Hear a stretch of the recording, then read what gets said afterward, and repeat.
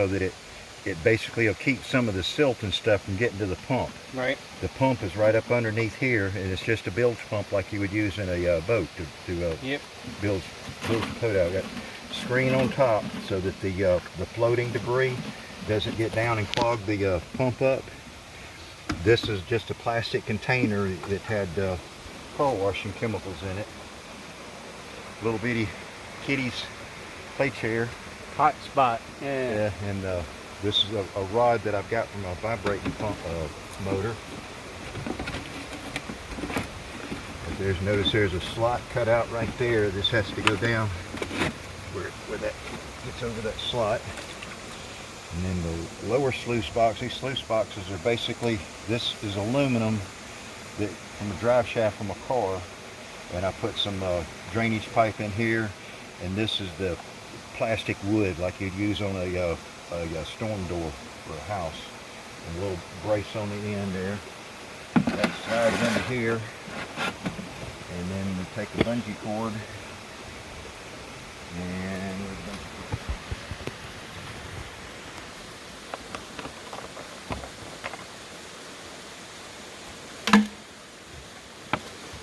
a bungee cord to hold this in place.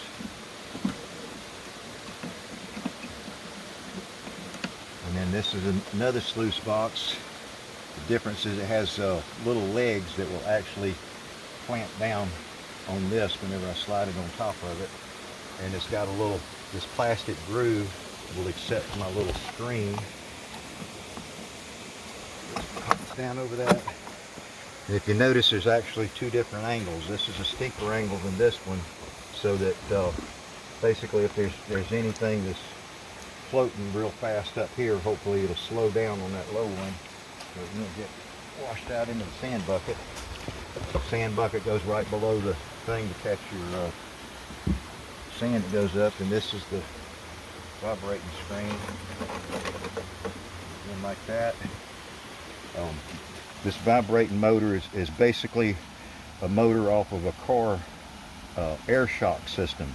I took the pump off and fastened the cover back on there so that there's basically an elliptic in there that throws it off balance, so it makes this motor vibrate when it runs.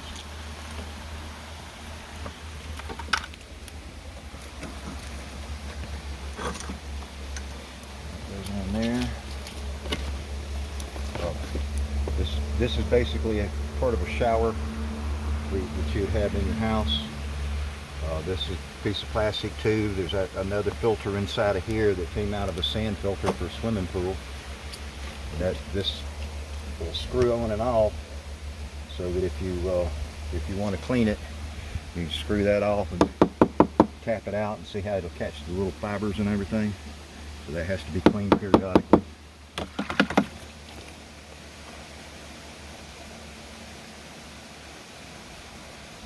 There's a slit in the bottom there so the water can come out. Get over here, I'll plug it in.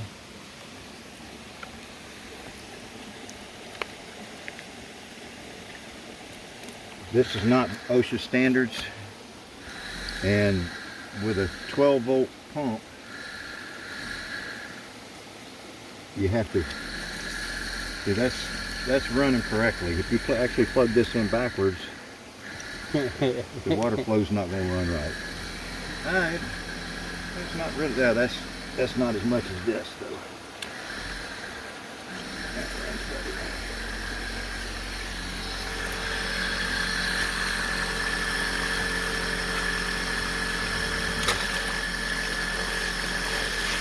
People always ask me why I do this like this. A lot of people will pre-screen their concentrates before they run them.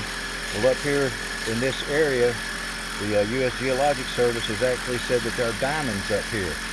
So every time I'm doing this, I'm all the time looking to see if there's diamonds in this. That's a piece of clear quartz.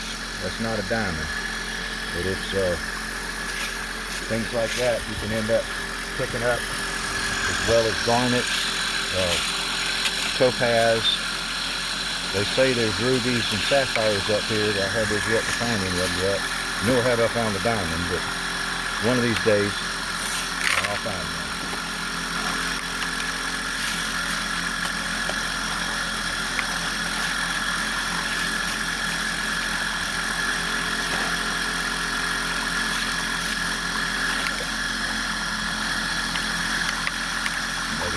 clear piece of rock I wanted to look at, make sure it wasn't a diamond.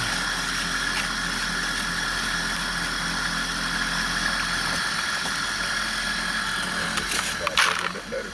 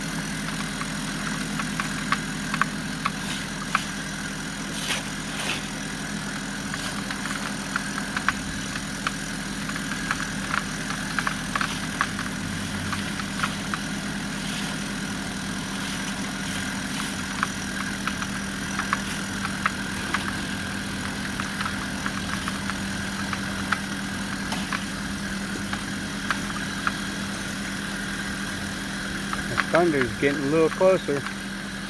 Yep.